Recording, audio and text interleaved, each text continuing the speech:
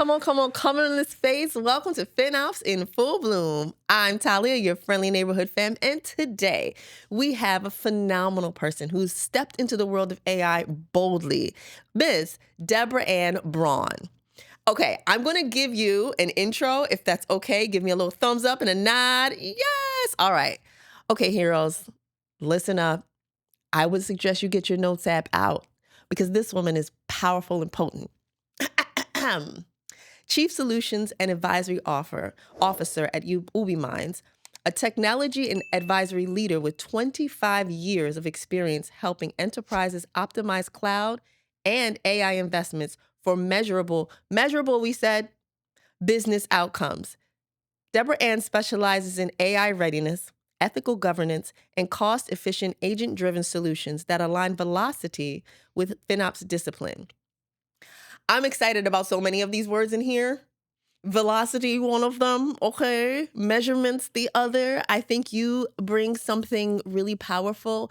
The quantifiableness of AI has been in the air. It's like literally a cloud where you're trying to grasp the wind. And so congratulations, DebraAnn, stepping into a space and giving us quantifiable numbers. And I have to get into these metrics. But first, I'd love to say welcome.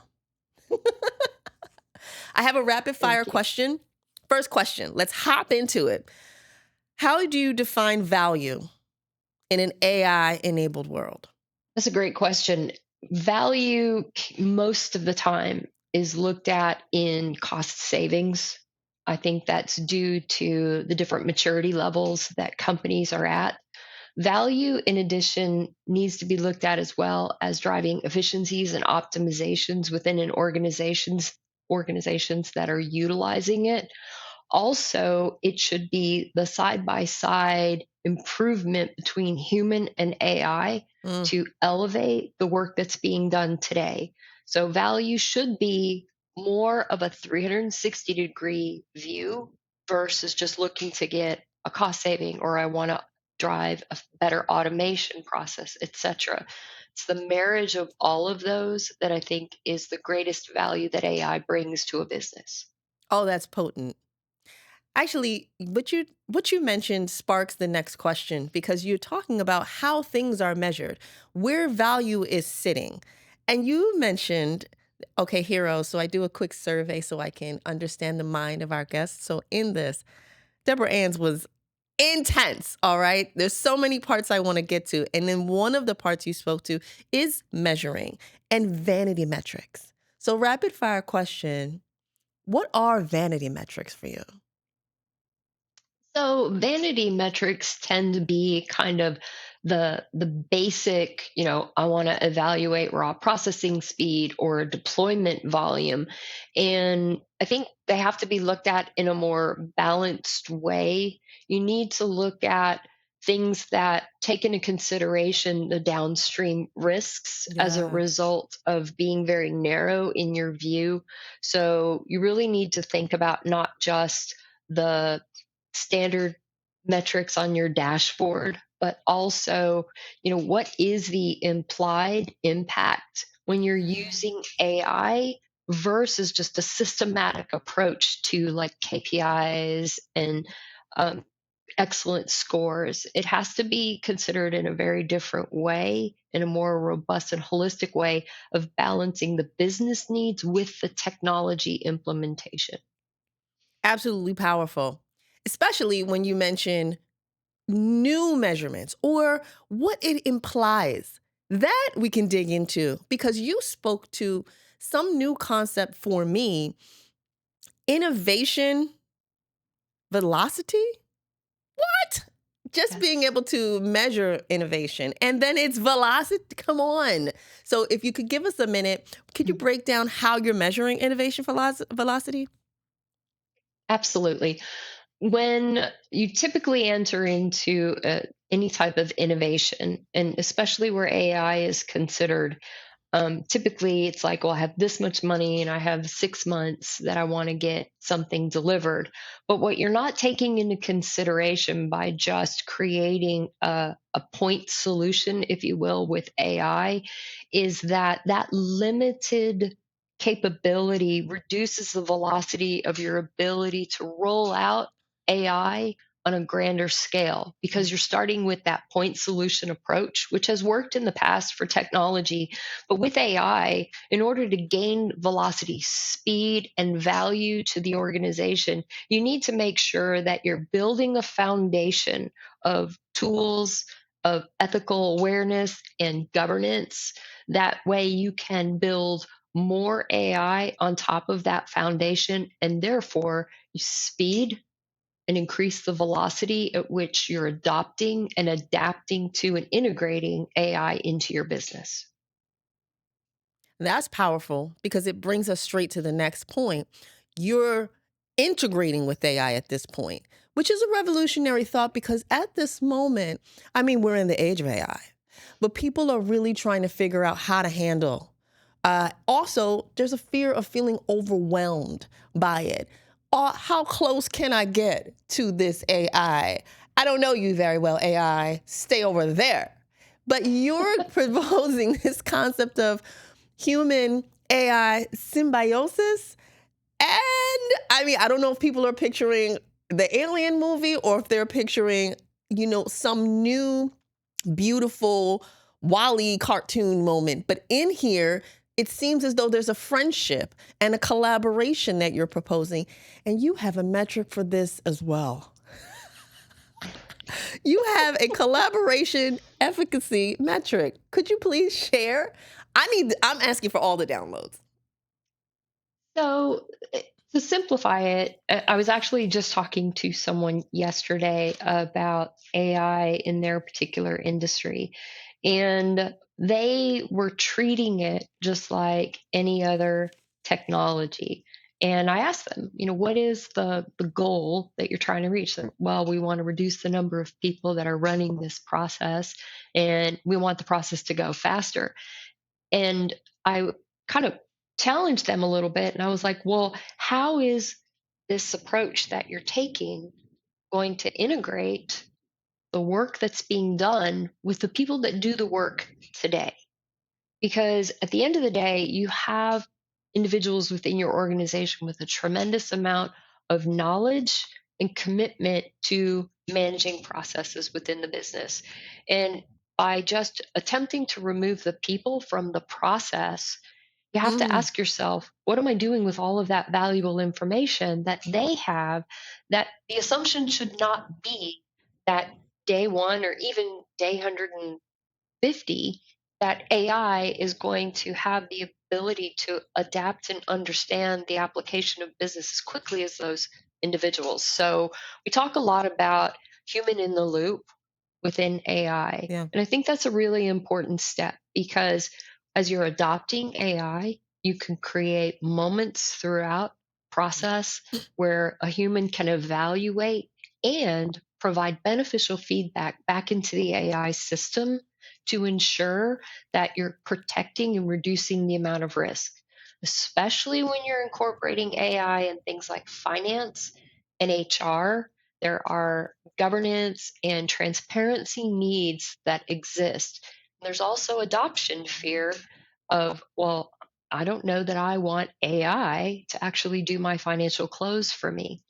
When done right, and when you temper the balance between the technology and the knowledge that the human individuals have and create a holistic flow that over time, as you see the less and less need for humans to interact with the AI and that the AI is value add to your organization, those individuals can then still provide innate value and even greater value because they themselves find that AI becomes a part of their DNA.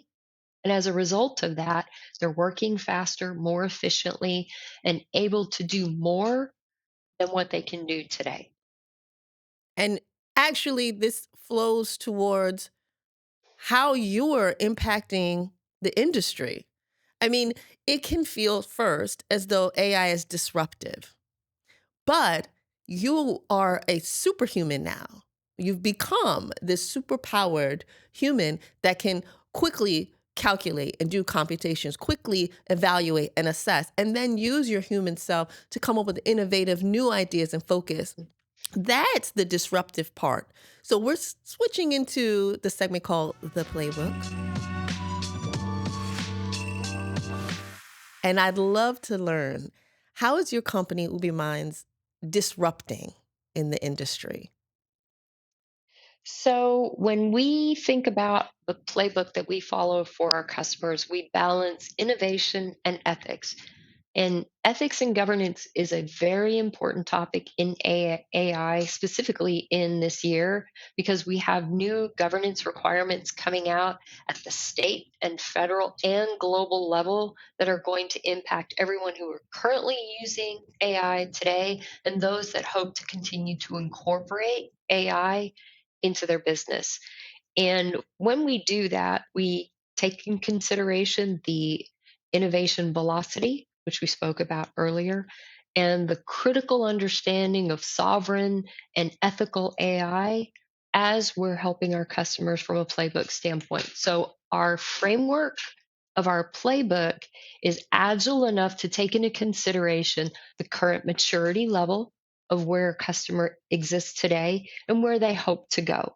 Our job is to help them build a path to get there Mm, that aligns with their business strategy and helps to make sure that the outcomes that they're looking for, that we can be very realistic with them about the time, the cost, and how much physical engagement they need to have in this AI process. It's a roadmap that requires long-term commitment. It's not a just jump in, yes. buy, install, and go. But also AI itself, the speed at which AI is changing. In I think every day you see, upgrades to this AI platform or new software capabilities Yep. becoming available relevant to AI. We also try to make sure that as we're creating roadmaps for our customers, that as changes occur as rapidly as they do, we provide proactive feedback to say, oh, wait, something just changed and this is where we plan to go, but maybe we should look at this because this is going to be a better benefit to you. And all of that depends on having that trust between the customer and us to make sure that it's a two-way conversation and it's not we just want to get to the end and sign off on your product and you're good to go. It's making sure that we have a long-term commitment with our customers on the road of AI. And in this speaking about AI, you could have talked about tools all day long, but you specifically mentioned one word repeatedly: customer. Customer was the focus, customer was central. What does that customer obsession look like inside of UbiMinds? Well, for me, it's very obsessive. Um, Ever since I started working in technology, I recognize really quickly that it doesn't matter if you're creating something for someone else or you're the consumer of, Yeah. being customer centric is a reality that will never go away because each customer has a different tolerance, a different adaptability, a different requirement from a risk mitigation standpoint.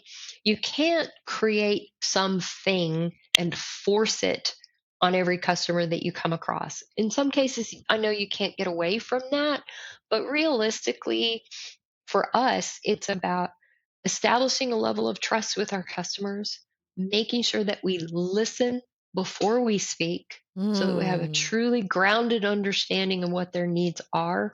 And if we don't know something, we're honest about it. If we need to go evaluate or better understand the application of a specific area of technology, we have that conversation in a very open way. Because I think the more that we understand what their physical pain is.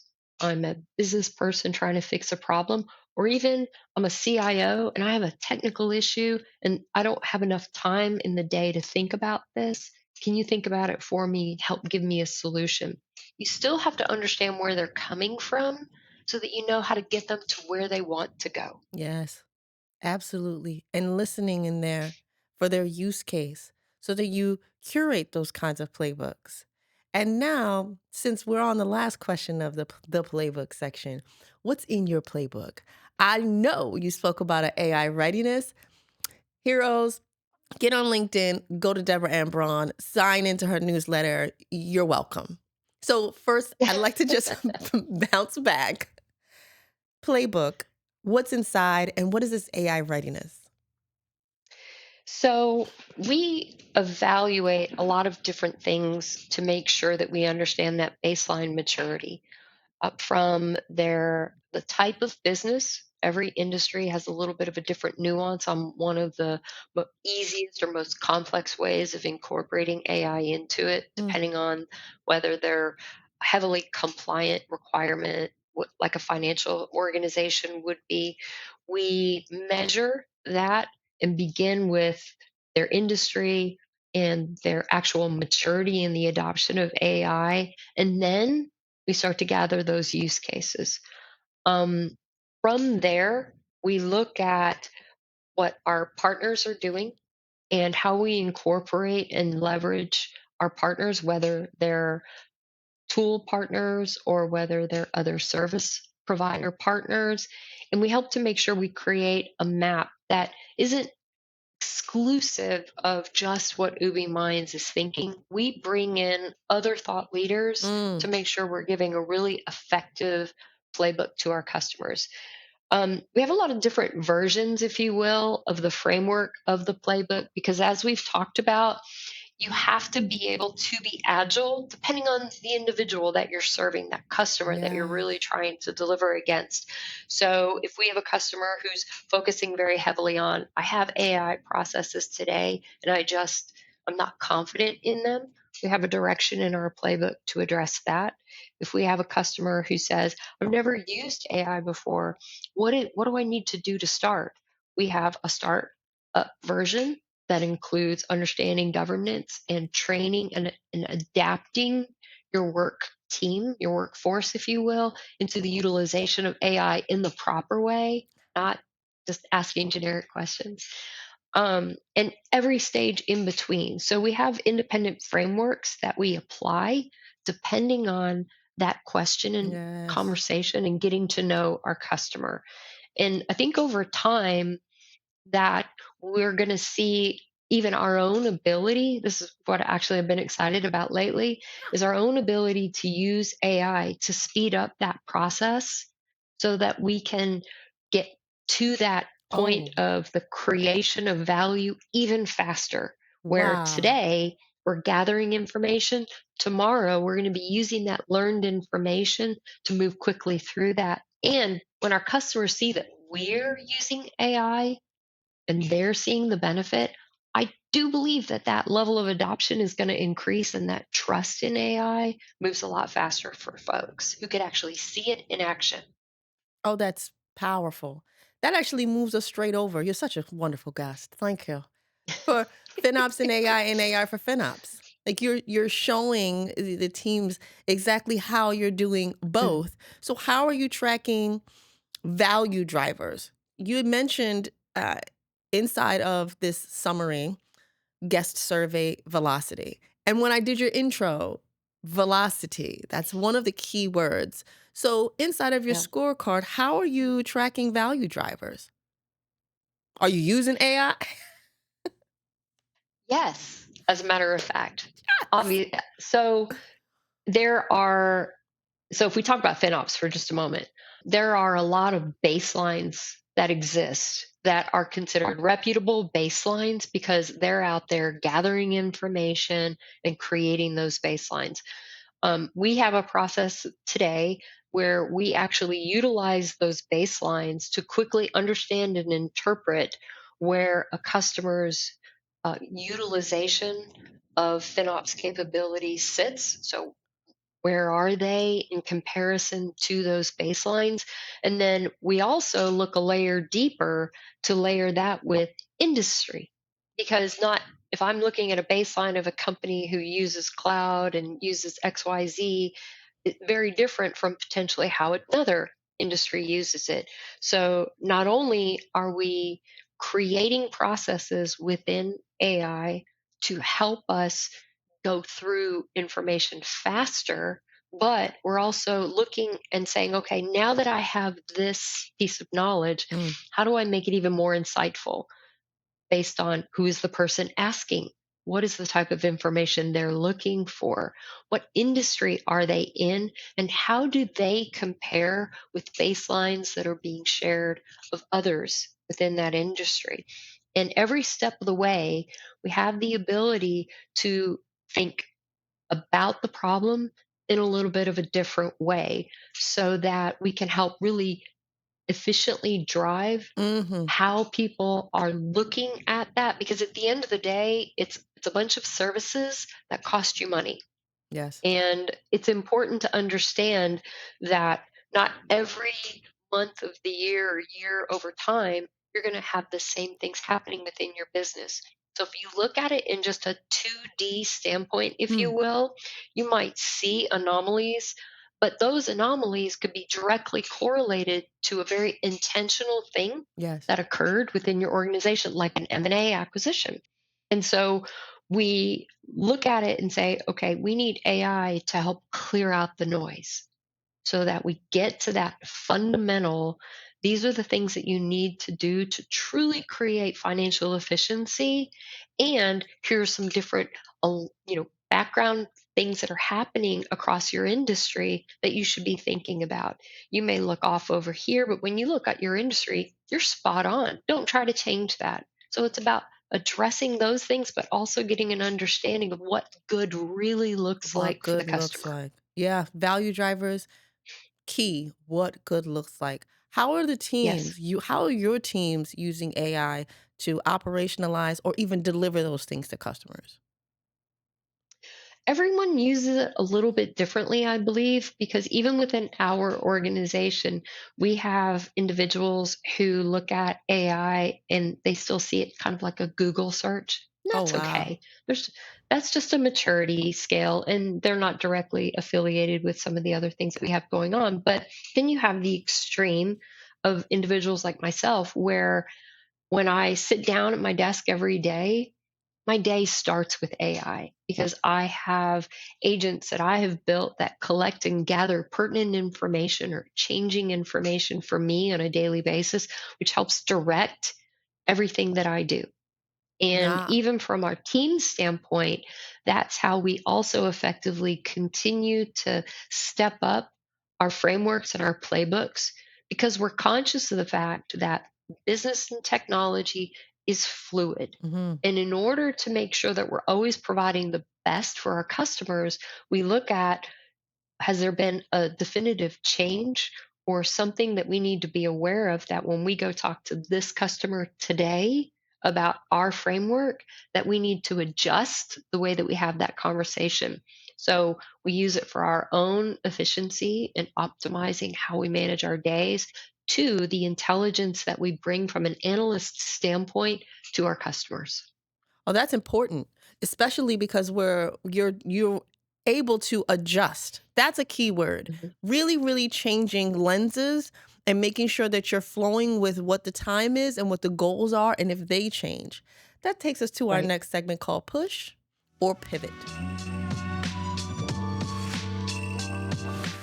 So, in this segment, I wanted to deep dive into some of the circumstances that you or your teams have had with certain customers.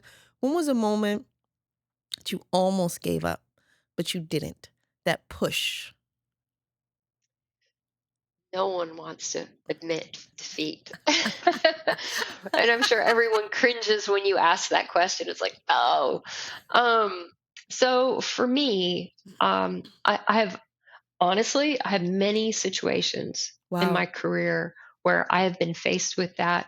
And I probably have a million stories about it. But in general, what typically occurs and what has been a continuous push or pivot conversation for me always is when you establish a goal, and we see our customers establishing a goal. and you try to create um, a frame that says, this is how much we're going to spend, and this is when it has to be done, because typically those two things come hand in hand.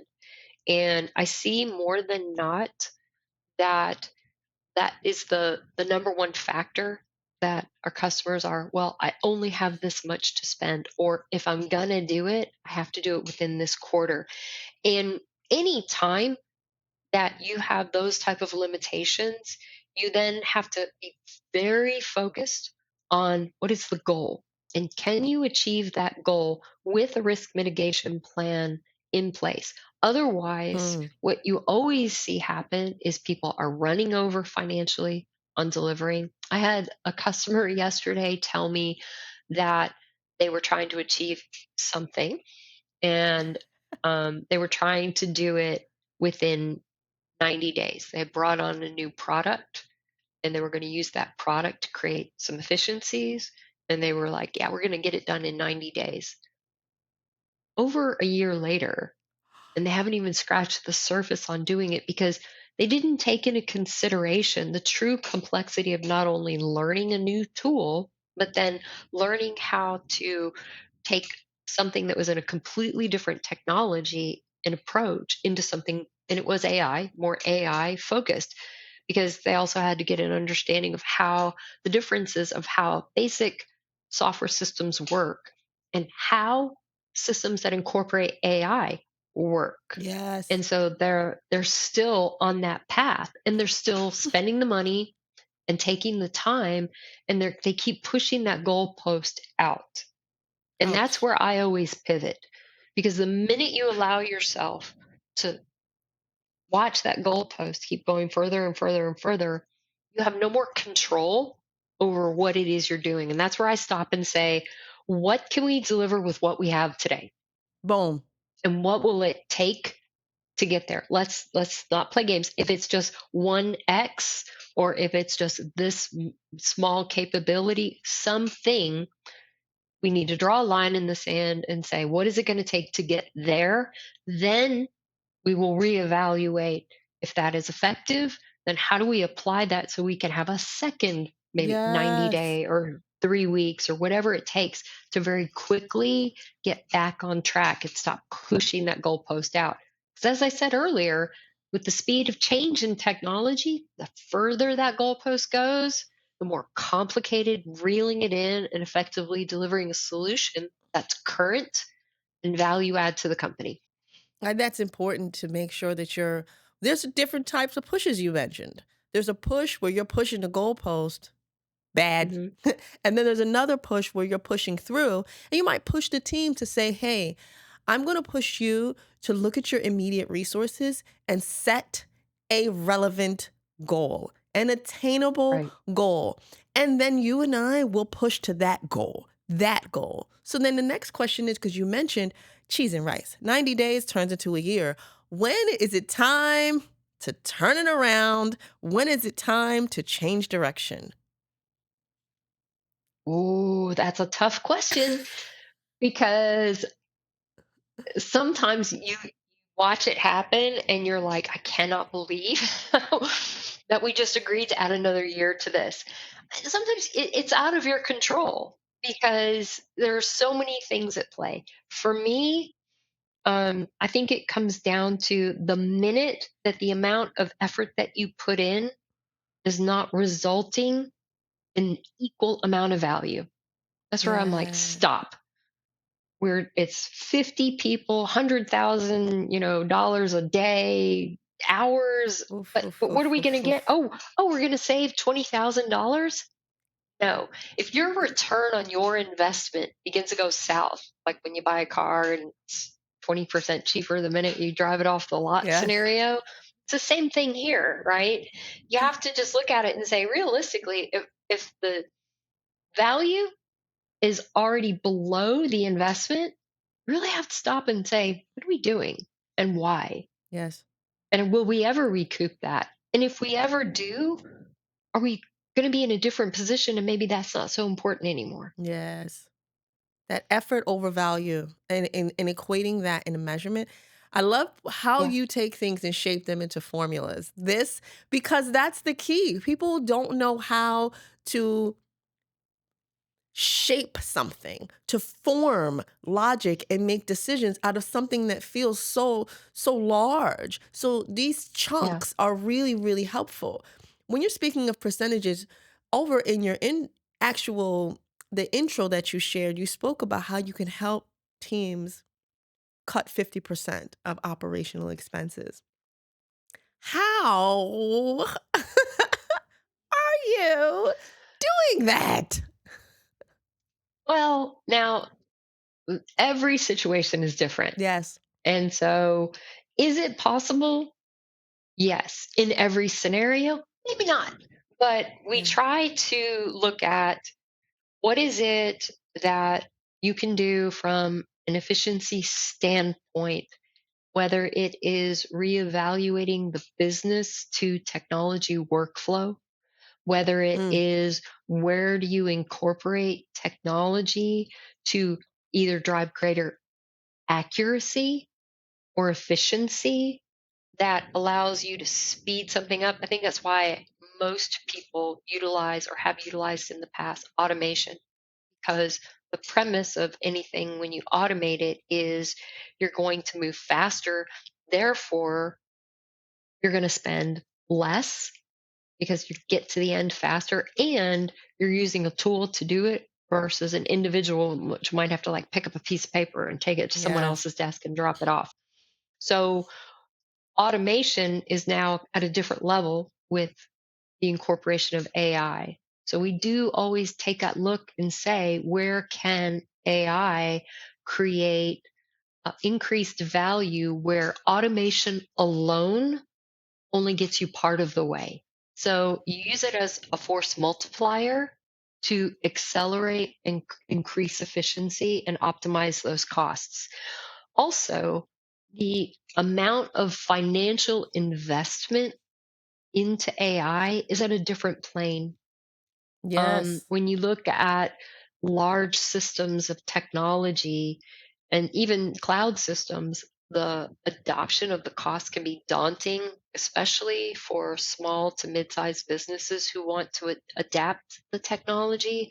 But it almost seemed like it was, you can't capture it because of the cost.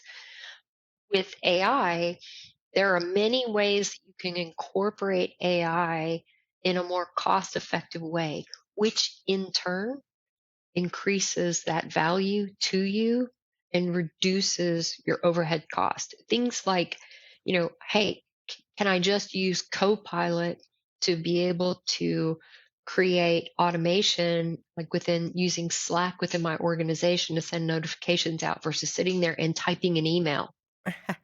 Little things like that add up over time. Yeah. And you're bringing into stepping away from automation into agentic AI. And your newsletter speaks to these things. Agentic AI is really a potent new trend. Is this one of the trends that you're seeing inside of the FinOps world?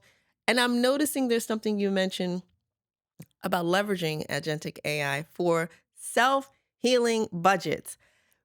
You had Yes. earlier in our podcast session, you're talking about the nervousness of teams passing over closing, fiscal months or to AI. But with this collaboration, do you see it as possible? I think with the right focus and attention, it is possible. You see a lot of companies. Can I name a company out loud? Is that okay? Yeah, you can name companies. So you see like what Workday is doing as they're incorporating agentic AI into Illuminate, which is going to actually increase the speed at which those processes operate in like a workflow process, if you Yes. will. And there are people who are even nervous about, I trust a company like this. I use it today, but I'm still like, oh wow, do I really want their to put it into their mystery box that's going to spit something out? But the thing that, when done right, is very important. And when I talk about human in the loop earlier, I'm going to mention it here again, is as long as you take a supervised approach to how AI is utilizing your data and making decisions based on the contractual agreement that you've established with it, um, and letting it know when it's done right or wrong. It's like having a kid, right? It's like, Mm. okay, don't run across the street. Wait, look both ways.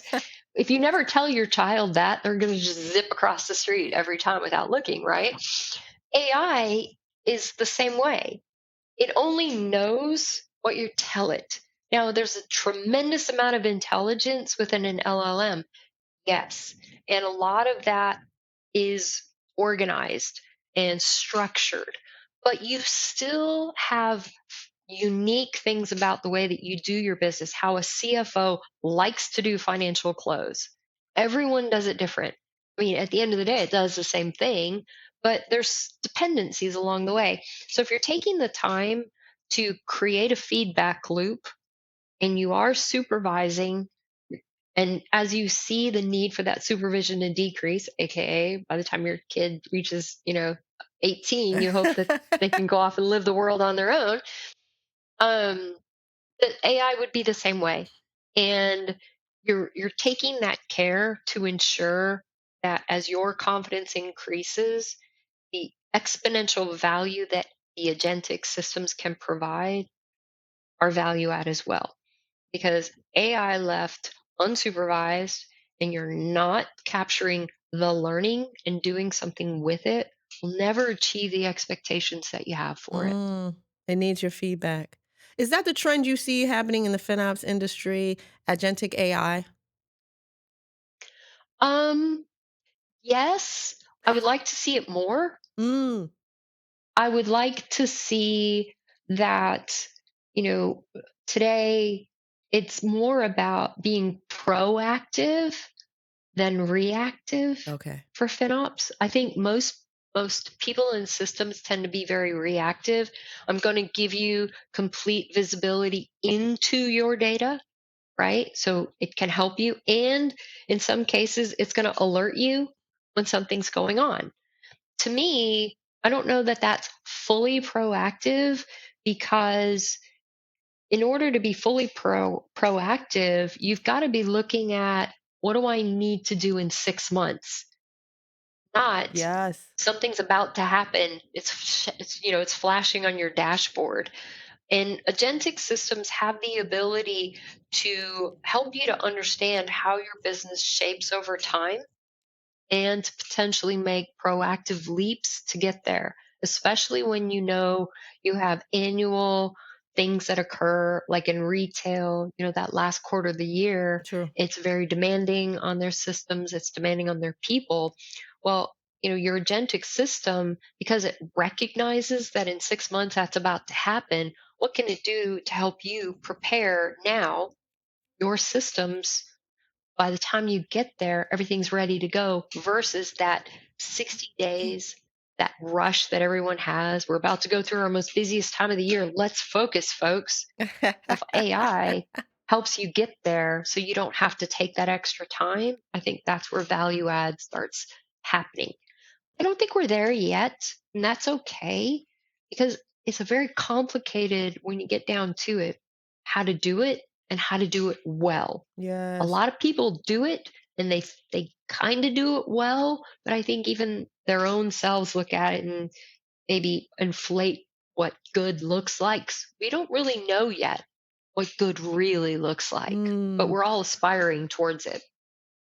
And that actually, you're talking more about, in the earth terms, prepping the land. Not just when it's time to pull the harvest, but prepping the land and knowing Yeah. what's coming, which brings us to our next segment, the full bloom segment.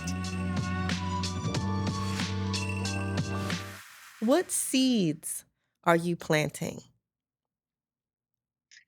I'm looking at a couple of different things right now.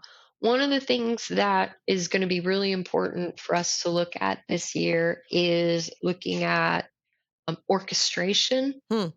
of swarms of AI working together. So not everyone really thinks about it in terms of should all of my AI be talking to each other? And ultimately, yes. So if you have, I'm using AI in marketing, I'm using AI over here for email, and I'm using AI down here to help, manage proposals, however you're using it, those are just spot solutions again. But I think that when you look at the complete orchestration of your AI and you start seeing kind of the neural network, if you will, of Yeah. how your business operates, that's something that I think is an important seed. Also, the other thing that I just recently started really spending a lot of time is that conversation of creating contracts. And I was turned on by something that I read, and it really resonated with me is, you have to have an agreement, if you will, with AI. A lot of people, which I agree with, you should create a persona for your AI. If Okay. you're creating and utilizing AI to act as a data engineer or act as a analyst, Yeah.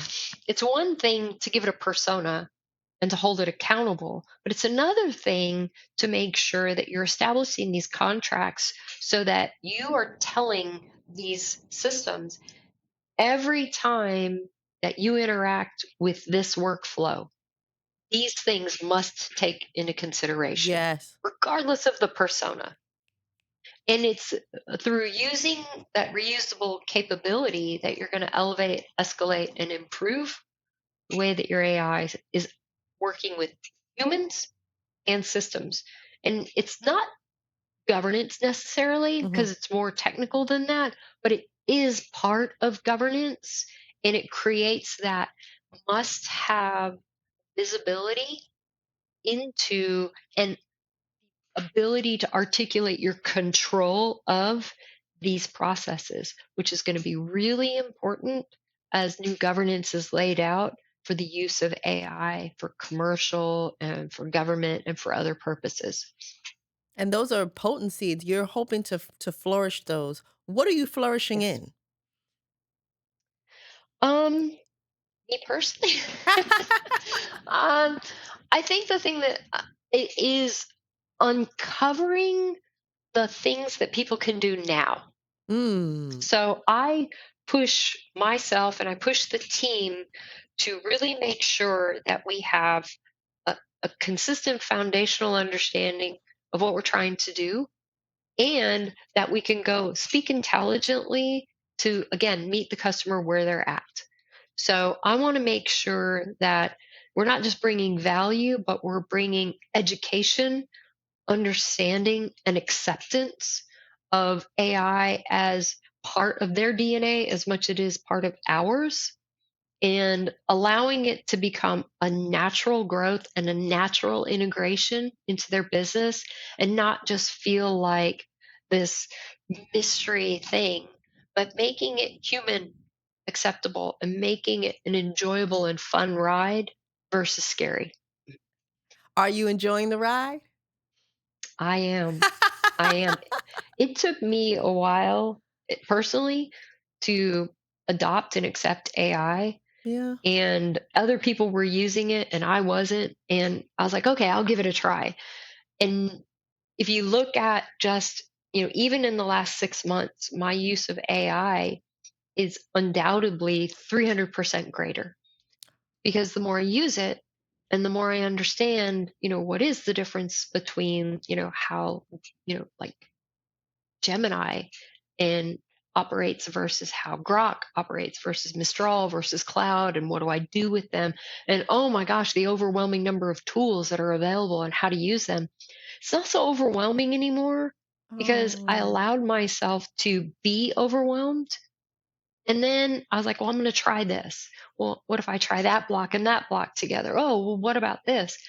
And once I realized that it's not that complicated, it allowed me to adapt to the adoption and feel better about it. And now I'm using it so well and so efficiently that there are days where I feel like it really knows me Yes. because I'm spending so much time interfacing with it, and it feels comfortable, and that's where I think everyone needs to get. Oh, that would be beautiful. So, final question, easy breezy one. What's Yeah. on your get it done playlist when you're just working and getting things done, teaming up with your AI? I don't know if you've named your AI yet, but what would be on your playlist? For me, I'm listening to Sister Sludge. I'm lost in music. When I need to think of new ideas, I want something to like pick me up. So that's a really helpful, all 80s for some reason gets me. 80s playlist for movies gets me every Yeah. time. What is on your playlist? What kind of music? Oh my gosh, this is so revealing. Um, Not everyone's gonna appreciate this, but, like, when I'm sitting here and I'm focused and I'm in the process of building some new swarms, myself, so we can Oh, wow. operationalize some AI agents. I listen to Five Finger Death Punch. I have no idea who that is. But Yes, I for love those of your you pink out sweater there, and your bow and your bob and five finger death yay! punch. Yes, yes, yes. And the license plate on my vehicle does say, "I refuse." For everyone who knows Five Finger Death Punch, you understand. If you know, you know. I have That's had right. such a great time with you. I'm so grateful that you took a moment to just sit with us and also share with our heroes to give them a breakdown in your playbook. Thank you so much, DebraAnn. Did you have a good time?